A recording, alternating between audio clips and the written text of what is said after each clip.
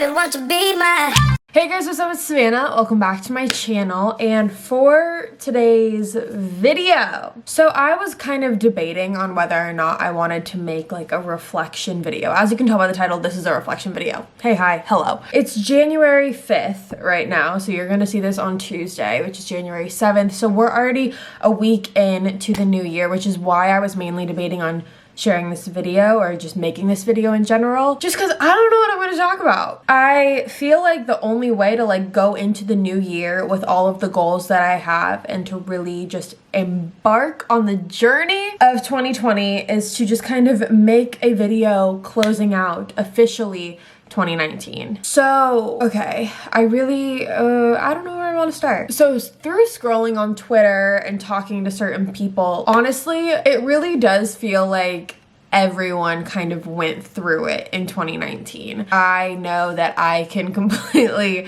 agree with that. 2019 was by far the hardest year of my life. I went through a lot of things in 2019, and what's crazy is the majority of those things that I went through, or all of those things that I went through, really, they were all dealt with off camera, so you guys know nothing about them. One day I will probably share the things that occurred over the course of 2019 with you, but not today. Way before I was even on YouTube. Also, I feel like my ears are like popping out in this hairstyle, but like whatever. But way before I even started YouTube, I would make these videos, these like yearly recaps, and I would run through the year and I would talk about all the crazy things that happened. Mind you, I was like 14, haven't even had a first kiss yet, but like I'm sitting there being like, this year was wild. And I always would say at the end of each of those videos, which mind you, I wish I had those videos. I don't. I wish I did though. It would be really cool to be able to look back on all of that, but I don't have those videos. But I remember saying at the end of each year, like, I don't know how next year could be any crazier. Each year I was proved wrong, because each year it did get crazier and crazier and crazier, and this year was the craziest year of my life to date. And I remember I used to like want the craziness. I used to crave like the spontaneity and the adrenaline you would get after like something crazy happened.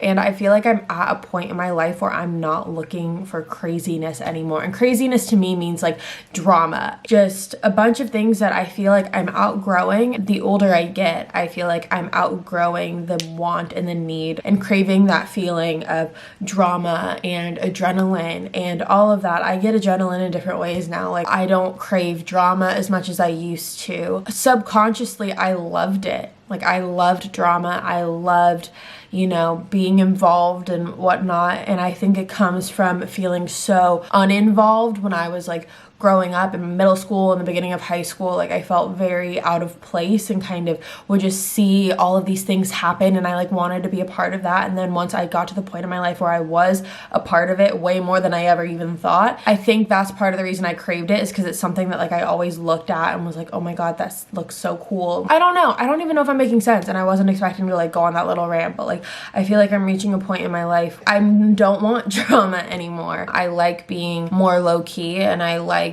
just minding my own business and doing my own thing. I think that that's the point in my life where I'm at. So put the whole drama thing aside, because I kind of went on a random tangent, and when I go back and edit it, I don't even know if it's gonna make any sense. I feel like something that I really want to work on in 2020 is overthinking. Like, I'm a huge overthinker. It can completely ruin my day and affect my entire day, no matter what is going on, no matter what I'm doing. If I am overthinking something, like, I'm not gonna be able to stop, and it sucks. And it's really been tested this year. It's been proven a lot to me this year. I always knew I overthought, but I always kind of thought that I had control over it. And I don't.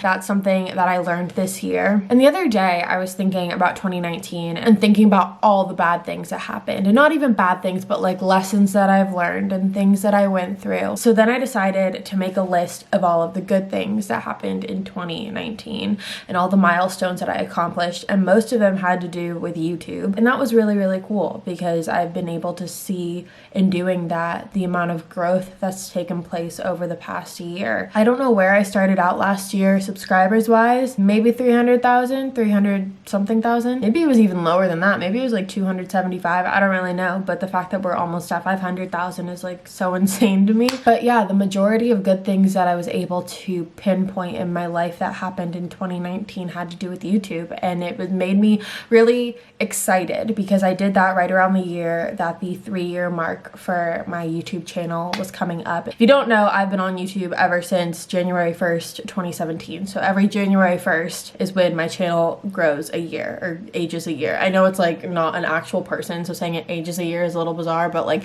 it ages. It was definitely motivating to see how much I've accomplished this year and to just look into 2020 and to think about all the amazing things that are going to happen in 2020. Like in 2019, I started Killer Instinct, my podcast. I met some really, really great people on this platform. I went to a couple of really cool events. I've worked with brands that I've loved way before starting YouTube. So seeing things like that is really, really motivating to keep going and to just get better and better and better. But 2019 was definitely the year I struggled the most. And I think for the most part, it was clear because I took little breaks here and there. I took a break back in October. I took a break, I think more in like the beginning, middle of the year. Not big breaks, but just like 2-3 week breaks. And it was really necessary. But what I've realized is you guys are my like backbone, basically. Like every time I would go through something and I just kind of like sit back and not do anything, I'd go crazy because I'm an overthinker and my mind goes insane. And then once I'd start diving back into my work again and diving back into this and you guys, and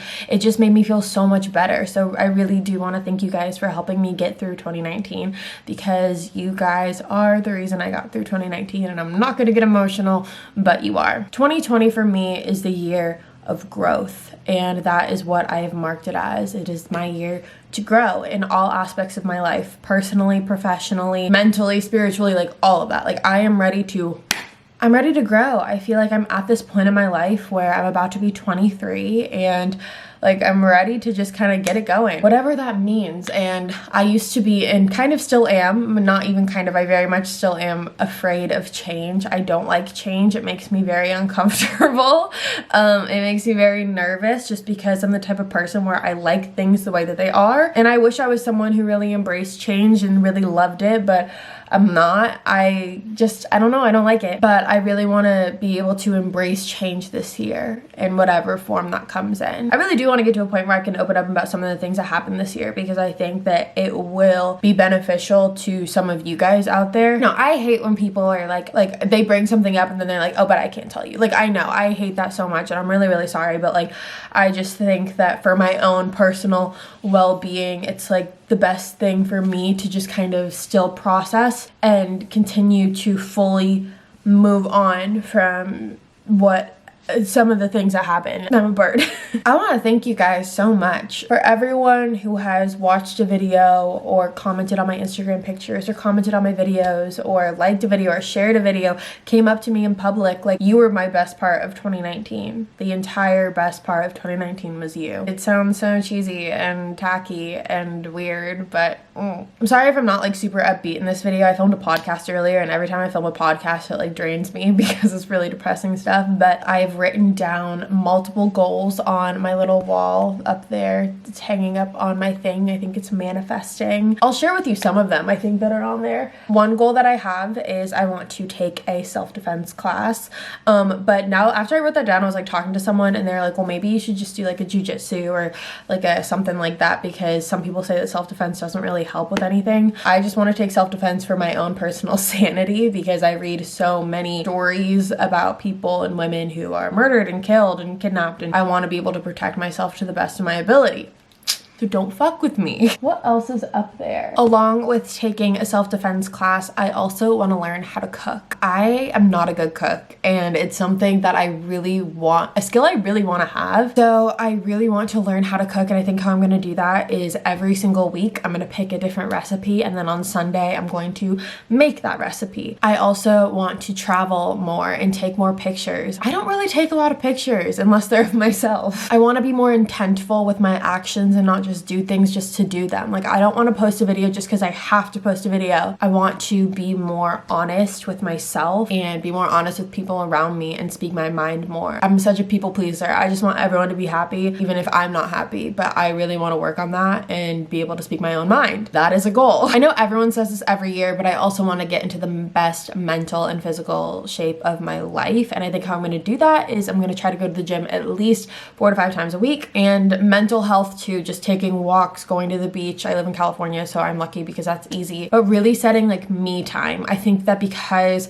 I'm either working or spending time with my family or spending time with my friends or spending time with my boyfriend, I sometimes really forget to just have me time. And even on the nights where I'm alone and like I'm just by myself, I still don't really feel like I'm being present with myself, if that makes sense. I'm just kind of like going through the motions. So I really want to work on that as well, and like setting more time for just myself. I want to start singing more and writing music more. I used to sing all the time and I still play that piano all the time, but I want to start writing more music and I want to start sharing it with you guys because I've been holding off on that for years. That's something I also want to accomplish in 2020. So those are kind of my goals for 2020. Tell me like what 3 of your guys' goals are in the comments, and that way we can keep each other accountable. But yeah, that's really all I have for this video. I know it was kind of all over the place. I hope it was kind of just relaxing. I just wanted it to be like a chill video. If you're new to my channel, hi, my name's Savannah. I make videos 3 days a week, Sunday, Tuesday, Thursday. You should subscribe and join the family. I love you guys so much. I'll be back in a couple days with a brand new video. Bye guys. Bye 2019.